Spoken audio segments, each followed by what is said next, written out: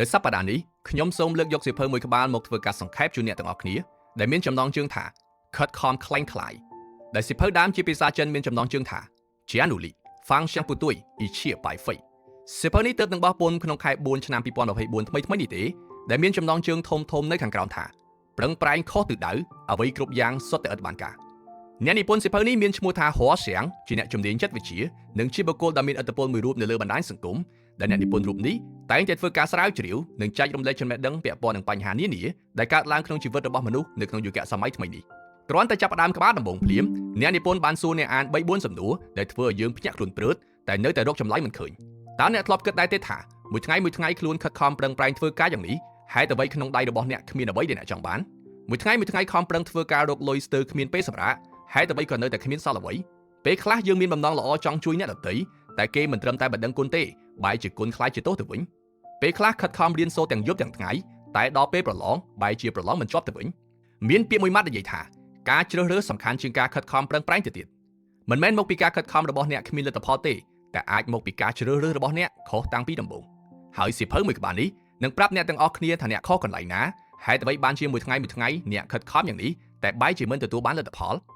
ខ្ញុំគិតថាវាចាំបាច់ណាស់ដែលអ្នកត្រូវរកកន្លែងស្ងាត់មួយដើម្បីស្ដាប់សៀវភៅមួយក្បាលនេះឲ្យចប់ពិចារណាសិនថាខ្លួនចេញដំណើរពីណាទៅណាខ្លួនដើរដល់ទីណាហើយតើទិសដៅដែលខ្លួនបានដើរនោះត្រឹមត្រូវដែរឬទេឧទាហរណ៍ថាពេលខ្លះអ្នកបានដាក់គោលដៅឲ្យខ្លួនឯងអានសៀវភៅឲ្យបាន10ទំព័រតែអានបានតែប្រមាណជួរស្រាប់តែឮសំឡេងទូរស័ព្ទលោតមករំខាន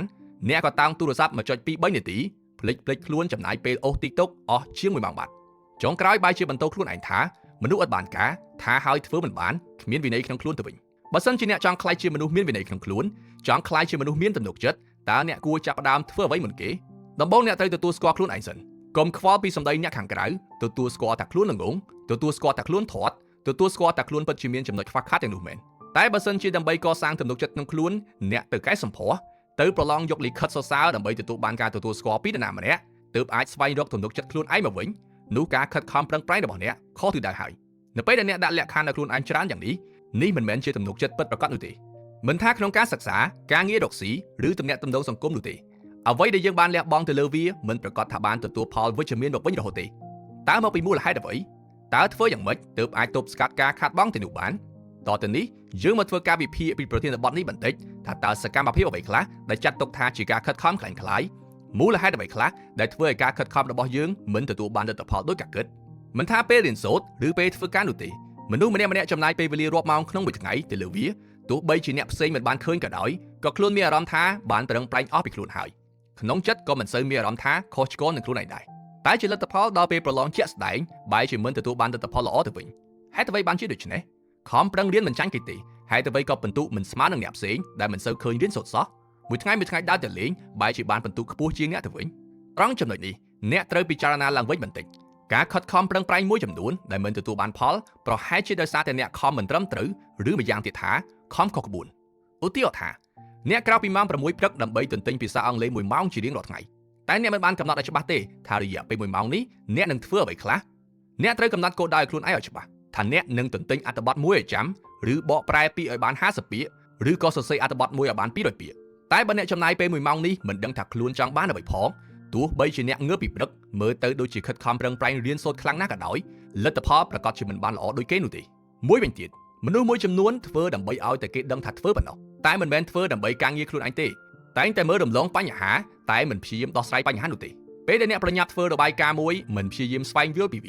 ស្រាវជ្រាវពីវាដើម្បីទទួលបានចំណេះដឹងនិងព័ត៌មានថ្មីៗមកនោះទេតែធ្វើឲ្យតែហើយពីដៃឲ្យតែទាន់ពេលវេលាកុំឲ្យគេស្ដីឲ្យតែប៉ុណ្ណោះនេះមិនខុសពីការប្រើកម្លាំងបាយមិនប្រើបញ្ញានោះទេការដែលខិតខំប្រឹងប្រែងខ្លាំងបែបនេះគ្រាន់តែជាការលួងលោមខ្លួនឯងដើម្បីកុំឲ្យខ្លួនមានអារម្មណ៍ថាខុសឆ្គងតែប៉ុណ្ណោះហើយលទ្ធផលប្រកាសជាគ្មានបានសាច់ការអ្វីឡើយសំណួរសួរថាចុះធ្វើបែបណាទើបអាចចាក់ចេញពីការខិតខំប្រឹងប្រែងខ្លាំងទៅនេះបានធ្វើយ៉ាងម៉េចទើបអាចប្រឹងប្រែងឲ្យចំគោលដៅប្រឹងឲ្យមានគុណភាពប្រឹងឲ្យទទួលបានលទ្ធផលទៅអ្នកនិពន្ធបានធ្វើការណែនាំនៅតិចនិចជាច្រើនយើងប្រើពាក្យតាមវិបត្តិដើម្បីអាចសង្ខេបពីគោលបំណងរបស់អ្នកនិពន្ធបាននោះគឺកំណត់គោលដៅឲ្យជាក់លាក់ចង់បានអាហារូបករណ៍ចង់ដំឡើងប្រាក់ខែចង់ឡើងតំណែងទាំងនេះគ្រាន់តែជាគោលបំណងតែប៉ុណ្ណោះមិនទាន់ជាគោលដៅទេគោលដៅត្រូវតែច្បាស់លាស់ត្រូវតែជាក់លាក់និងមានពេលវេលាកំណត់នៅក្នុងសៀវភៅមុនយើងបានលើកមកនិយាយរួចហើយពីវិធីកំណត់គោលដៅតាមបែបវិទ្យាសាស្ត្រនិងគោលការណ៍ SMART Goal បើចាប់អារម្មណ៍អ្នកទាំងអស់គ្នាអាចស្វែងរកបទស្ដាប់បានយើងមិនធ្វើការបកស្រាយច្រើនទេនៅទីនេះប៉ុន្តែមនុស្សមួយចំនួនបានកំណត់គោលដៅច្បាស់លាស់ហើយក៏ខិតខំប្រឹងប្រែងណាស់ដែរតែនៅតែមិនទទួលបានលទ្ធផលល្អបញ្ហាអាចមកពីខំហួសហេតុពេកនៅក្នុងមុខវិជ្ជាចិត្តវិទ្យាគេក៏បានលើកឡើងដែរថាអ្នកដែលខិតខំខ្លាំងពេកតែងតែចង់បានលទ្ធផលភ្លាមហើយជារឿយៗវាតែងតែធ្វើឲ្យគាត់ខកបំណងឧទាហរណ៍ថាអ្នកចង់ក្លាយជាកីឡាករបាល់ទាត់ដ៏ជំនាញម្នាក់ហើយបានដាក់គោលដៅឲ្យខ្លួនឯងវឹកហាត់7-8ម៉ោងដើម្បីឆាប់ទទួលបានលទ្ធផលក្លាយជាកីឡាករម្នាក់ដែលទទួលបានការទទួលស្គាល់ពីមហាជន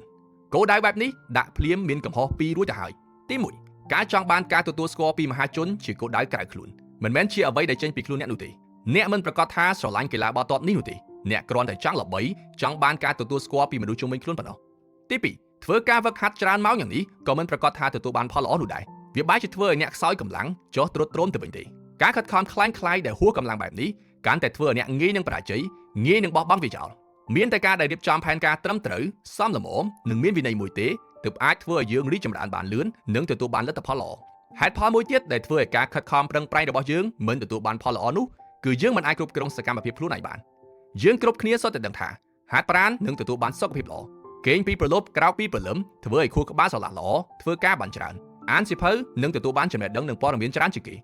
ហេតុផលទាំងនេះយើងគ្រប់គ្នាសុទ្ធតែយល់តែបញ្ហាត្រង់ថាយើងធ្វើវាមិនបានកម្រងថាទៅហាត់ប្រាណតែងតែមានលេសរហូតសៀវភៅអានបានតែ 2-3 ទំព័រក៏ចាប់ផ្ដើមកាន់ទូរស័ព្ទមើលដាក់គោលដៅឲ្យខ្លួនឯងគេងពីព្រលប់តែគេងដាច់យប់រាល់ថ្ងៃត្រង់ចំណុចនេះអ្នកនិពន្ធនិយាយតែមួយម៉ាត់យ៉ាងខ្លីថាអ្នកមិនត្រូវការវិន័យក្នុងខ្លួនទេអ្នកត្រូវការតែការចាប់ផ្ដើមមួយប៉ុណ្ណោះមានន័យថាអ្នកមិនចាំបាច់ស្ដីឲ្យខ្លួនឯងថាជាមនុស្សគ្មានវិន័យមិនចាំបាច់បន្ទោសខ្លួនឯងសឹងតែកុំចំណាយពេលសូម្បីតែ1វិនាទីគិតពីវានោះឡើយអ្វីដែលអ្នកត្រូវការគឺការចាប់ផ្ដើមធ្វើតែប៉ុណ្ណោះនៅក្នុងសៀវភៅ Scarcity បានលើកឡើងនៅប្រធានបទដ៏គួរឲ្យចាប់អារម្មណ៍មួយដែលគេបានសួរថាអ្នកក្រហេតុអ្វីបានជាក្រដោយសារតែគាត់មិនអាចធ្វើការសម្រេចចិត្តដ៏ត្រឹមត្រូវមួយបានពួកគាត់សម្រេចចិត្តមិនបានត្រឹមត្រូវដោយសារតែពួកគាត់ល្ងងឬខ្វះការអប់រំមែនទេតាមការសិក្សាបានឲ្យដឹងថាពួកគេធ្វើរឿងអ្វីមួយមិនបានសម្រេចមិនមែនដោយសារតែពួកគេល្ងងឬខ្ជិលនោះទេតែមកពីពួកគេមានរឿងដែលត្រូវខ្វល់ខ្វាយច្រើនពេករឿងទាំងនេះបានចំណាយអស់នូវថាមពលពេលវេលានិងការគិតរបស់គាត់មួយផ្នែកធំដែលធ្វើឲ្យគាត់គ្មានពេលគ្រប់គ្រាន់ក្នុងការគិតរឿងរកលុយនោះទេឧទាហរណ៍អ្នកមាននិងអ្នកក្រទៅរកទិញទូទឹកកកដូចគ្នាអ្នកមានគ្រាន់តែចូលក្នុងហាងភ្លាមដើរទៅរើសយក brand ណាដែលមានគុណភាពល្អជាងគេទៅគឺបានហើយតែអ្នកក្រវិញមិនហ៊ានទិញទេរកតែរបស់ណាដែលថោកព្រោះគាត់បារម្ភថាទិញហើយតិចស្ដាយក្រោយទៅតិចស៊ីភ្លើងច្រើនទៅបើប្រើបានតែប៉ុន្មានថ្ងៃខូចតើត្រូវយកទៅជួសជុលនៅឯណានៅពេលដែលអ្នកគិតរឿងស្មុគស្មាញច្រើនបែបនេះនោះអ្នកគ្មានពេលវេលានិងថាមពលគិតរឿងផ្សេងទៀតនោះទេហេតុផលនេះហើយដែលអ្នកនិពន្ធណែនាំឲ្យអ្នកកុំគិតច្រើនពេកចាប់ផ្ដើមធ្វើវាតែម្ដងទៅបើសិនជាអ្នកចង់ធ្វើខ្លួនជាមនុស្សមានវិន័យអ្នកមិនគួរដាក់សម្ពាធខ្លួនឯងបង្ខំខ្លួនឯងធ្វើជាមនុស្សមានវិន័យរហូតទេព្រោះបើថ្ងៃណាមួយអ្នកធ្វើមិនបានអ្នកនឹងស្ដីបន្ទោសខ្លួនឯងថាឥតបានការកាន់តែធ្វើឲ្យខ្លួនឯងបាក់ទឹកចិត្តស្អប់ការងារហើយចុងក្រោយបោះបង់វាចោលតែម្ដងគេណែនាំឲ្យយើងធ្វើបែបនេះជំនួយឲ្យការដាក់កំហិតឲ្យខ្លួនឯងធ្វើជាមនុស្សមានវិន័យបែរជាមកត្រៀមខ្លួនទទួលយកខ្លួនឯងនៅពេលដែលខ្លួនគ្មានវិន័យវិញព្រោះមនុស្សមិនមែនជាគ្រឿងយន្តទេមិនអាចធ្វើអ្វីមួយបានដដែលដូចគ្នារហូតជារៀងរាល់ថ្ងៃឥតឈប់ឈរនោះទេនិយាយបែបនេះអ្នកប្រហែលជាគិតថាអញ្ចឹងខ្ញុំអាចទៅដើរលេងបានដោយពុំចាំបាច់មានសម្ពាធមិនចាំបាច់ប្រឹងក៏បានដែរមែនទេ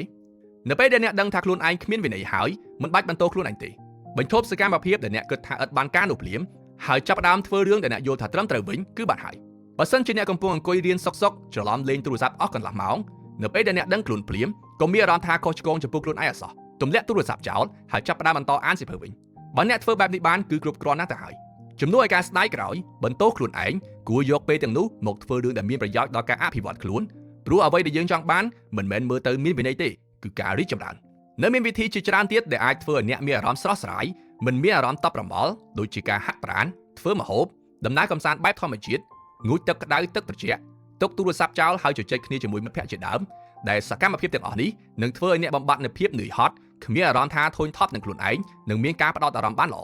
ជំនួសឲ្យការបង្ខំខ្លួនឲ្យក្លាយជាមនុស្សមានវិន័យតែគ្មានប្រសិទ្ធភាពអ្នកអាចធ្វើការសម្រាកកាយសម្រាកចិត្តហើយផ្ដោតធ្វើរឿងដែលមានប្រយោជន៍វិញពីខាងដើមយើងបានលើកឡើងនៅរឿង3យ៉ាងដែលបញ្ជាក់ថាអ្នកកំពុងតែខិតខំខ្លាំងខ្លាយដែលរឿងទី1នោះគឺប្រើកម្លាំងបាយមិនប្រើកម្លាំងបញ្ញារឿងទី2គឺប្រឹងប្រែងហួសកម្លាំងពេកនិងរឿងទី3គឺបន្ទោសខ្លួនឯងតទៅនេះយើងមកមើលចំណុចទី4ដែលជាសញ្ញាបង្ហាញថាអ្នកកំពុងតែខិតខំខ្លាំងខ្លាយដែរនោះគឺខំរហូតទប់មិនឈ្នះនៅក្នុងសៀវភៅនេះបានលើកឡើងពីក្មេងស្រីម្នាក់ដែលទើបនឹងរៀនចប់សាកលវិទ្យាល័យតែមិនដឹងថាចេញធ្វើអ្វីគាត់ឃើញមិត្តភក្តិខ្លះចូលបម្រើការងារក្នុងក្រុមហ៊ុនធំខ្លះជាប់អាហារូបករណ៍ទៅសិក្សានៅក្រៅប្រទេសខ្លះចេញរកស៊ីជោគជ័យក៏មានអារម្មណ៍ថាមិនសំណុកក្នុងខ្លួនសោះ ចេះតែបន្តខ្លួនឯងរហូតចុងក្រោយក៏សម្រេចចិត្តចាប់ផ្ដើមប្រឹងរៀនប្រឡងអាហារូបករណ៍តែប្រឡងមិនជាប់បន្ទាប់មកក៏សម្រេចចិត្តចេញរកស៊ីតែរកស៊ីមិនជោគជ័យក៏ត្រឡប់ទៅរៀនបន្តយកអនុបណ្ឌិតវិញមើលទៅគាត់ហាក់បីដូចជាខិតខំប្រឹងប្រែងណាស់តែការដែលប្រឹងប្រែងដែលគ្មានគោលដៅបែបនេះមិនបានធ្វើឲ្យគាត់ទទួលបានលទ្ធផលល្អត្រឡប់មកវិញឡើយអ្នកអាចកំណត់គោលដៅមួយសិនដូចជារកស៊ីបង្កើតប្រភពចំណូលទី2ត្រៀមខ្លួនដើម្បីឡើងតំណែងឬត្រៀមខ្លួនដើម្បីបង្កើតក្រុមហ៊ុនថ្មីមួយជាដើមហើយចាំតម្រង់រត់ទៅរកគោលដៅរបស់អ្នកនៅពេលដែលមនុស្សម្នាក់គ្មានគោលដៅច្បាស់លាស់គាត់តែងតែធ្វើខ្លួនឲ្យរវល់ធ្វើខ្លួនឲ្យមើលទៅខិតខំប្រឹងប្រែងខ្លាំងទើបគាត់មានអារម្មណ៍ថាមិនខុសឆ្គងនឹងខ្លួនឯងនិងមនុស្សជុំវិញខ្លួនអ្នកនិពន្ធនិយាយថាការដែលធ្វើការបែបនេះមើលពីខាងក្រៅទៅហាក់បីដូចជាខិតខំប្រឹងប្រែងខ្លាំងណាស់តែតាមពិតវាគ្រាន់តែជាការបិទបាំងនៅភាពអសមត្ថភាពរបស់មនុស្សម្នាក់តែប៉ុណ្ណោះបើយើងមើលទៅលើពីរ៉ាមីតនៃតម្រូវការរបស់ Maslow Hierarchy of Needs អ្នកនឹងឃើញថាតម្រូវការដំបូងជាងគេរបស់មនុស្សគឺការហូបចុកស្នាក់នៅឲ្យបានត្រឹមត្រូវបន្ទាប់មកគឺចង់បានសុវត្ថិភាពចង់បានក្តីស្រឡាញ់បន្តមកទៀតចង់បានការគោរពហើយចុងក្រោយបន្ទាប់ពីមានរបស់ទាំងអស់នេះហើយទើបយើងចង់បង្ហាញឲ្យគេឃើញនៅអ្វីដែលជាភាពជោគជ័យរបស់ខ្លួនដូច្នេះបើសិនជាអ្នកដាក់គោលដៅច្បាស់លាស់ហើយកំពុងតែខិតខំប្រឹងប្រែងដើម្បីក្តីស្រមៃនិងការស្រឡាញ់របស់អ្នកសូមបន្តធ្វើវាទៀតចុះតែបើសិនជាអ្នកកំពុងតែខិតខំប្រឹងប្រែងដែរតែបែរជាមានអារម្មណ៍ថាមិនពេញចិត្តនឹងខ្លួនឯងធុញថប់វង្វេងគោលដៅនោះអ្នកគួរពិចារណាឡើងវិញសិនថាតើអ្វីទៅជាគោលដៅជីវិតពិតប្រាកដរបស់ខ្លួនអ្វីទៅដែលខ្លួនធ្វើទៅមានអារម្មណ៍ថាខ្លួនមានតម្លៃនិងបង្កើនអត្ថន័យជីវិតដល់ខ្លួនឯងមិនមែនចេះតែខំទៅទាំងមិនដឹងថាខ្លួនចង់ទៅទីណាផងនោះទេពីខាងលើយើងបានលើកឡើងហើយពីការខិតខំខ្លែងខ្លាយនៅក្នុងការងារនិងការសិក្ស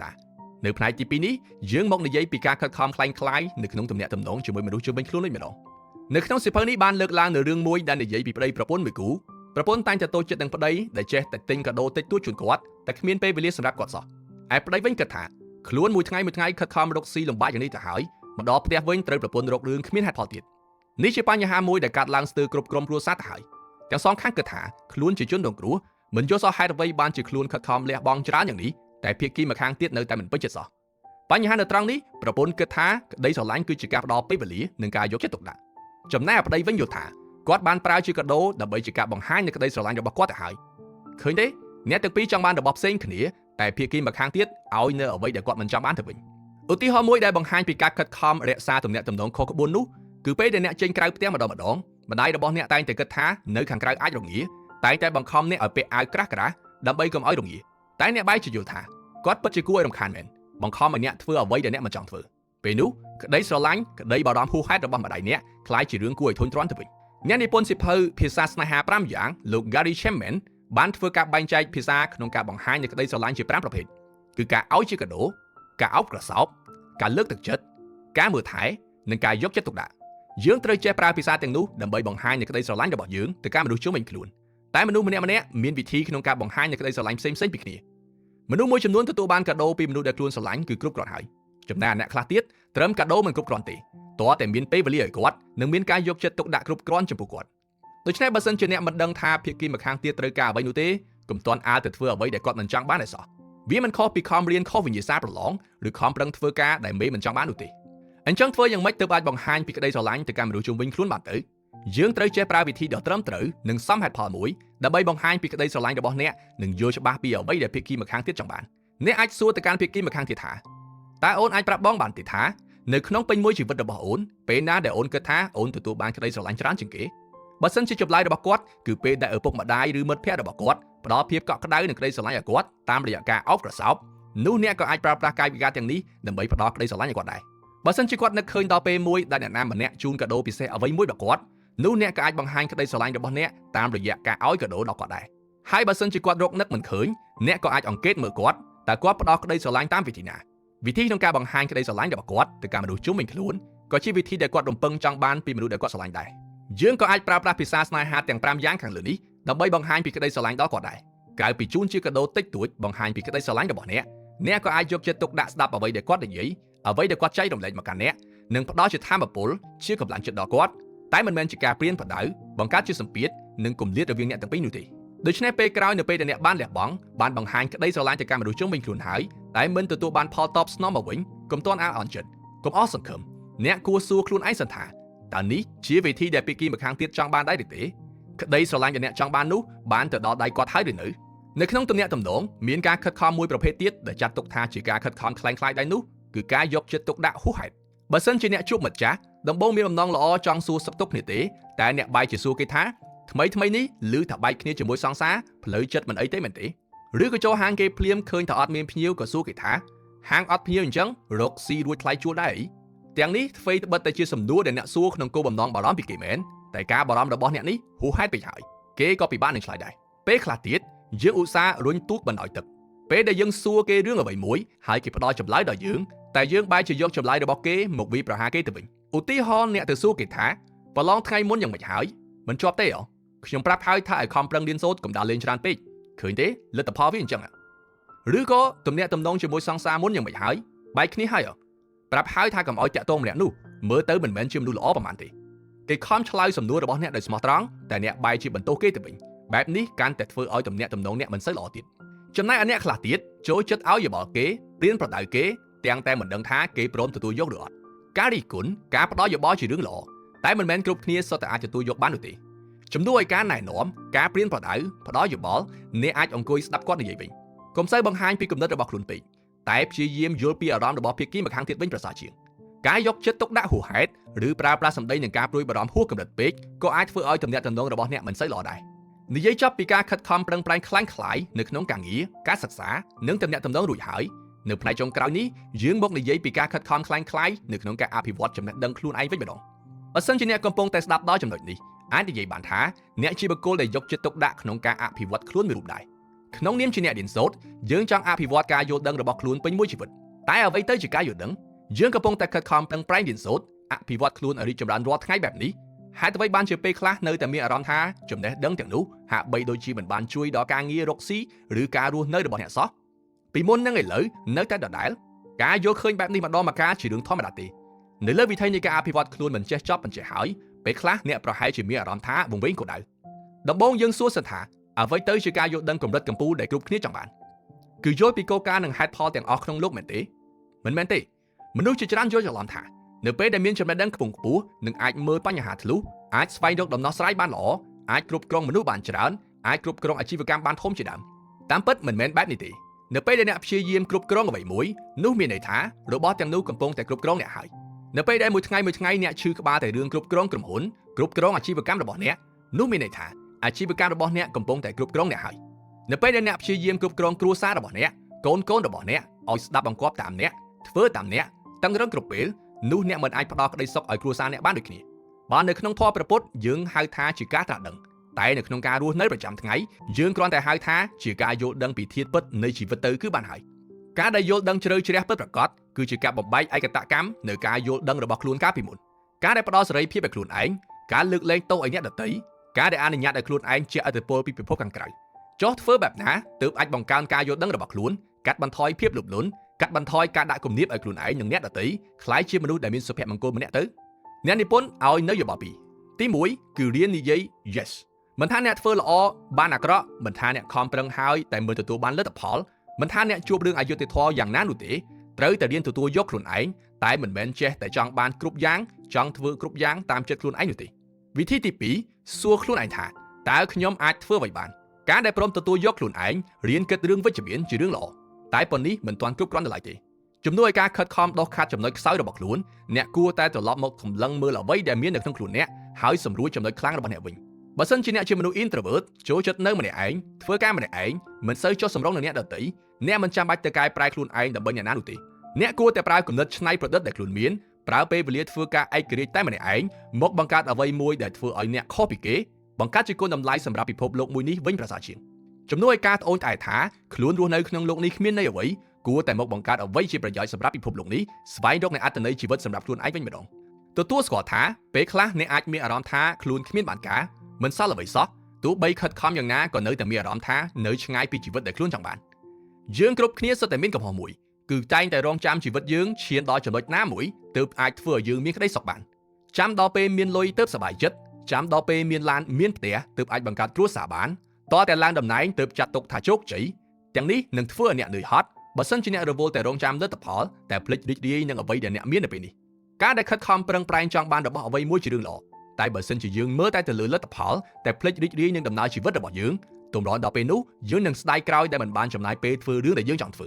អ្នកនិពន្ធយល់ថាលទ្ធផលមិនជាសំខាន់ប៉ុន្មានទេតម្លៃរបស់ជីវិត ក៏មិនមែនស្ថិតនៅត្រង់ថាអ្នកបញ្ចប់វាដោយរបៀបណានោះដែរតែជាបទពិសោធន៍និងភាពសម្បូរបែបដែលអ្នកបានជួបនៅក្នុងពេញមួយជីវិតរបស់អ្នកខាងលើនេះជាខ្លឹមសារសំខាន់ដែលមាននៅក្នុងសៀវភៅនេះអរគុណចំពោះការតាមដានស្ដាប់របស់អ្នកទាំងអស់គ្នាសូមអបអរសាទរអ្នកបានស្ដាប់ចប់សៀវភៅមួយក្បាលទៀតហើយ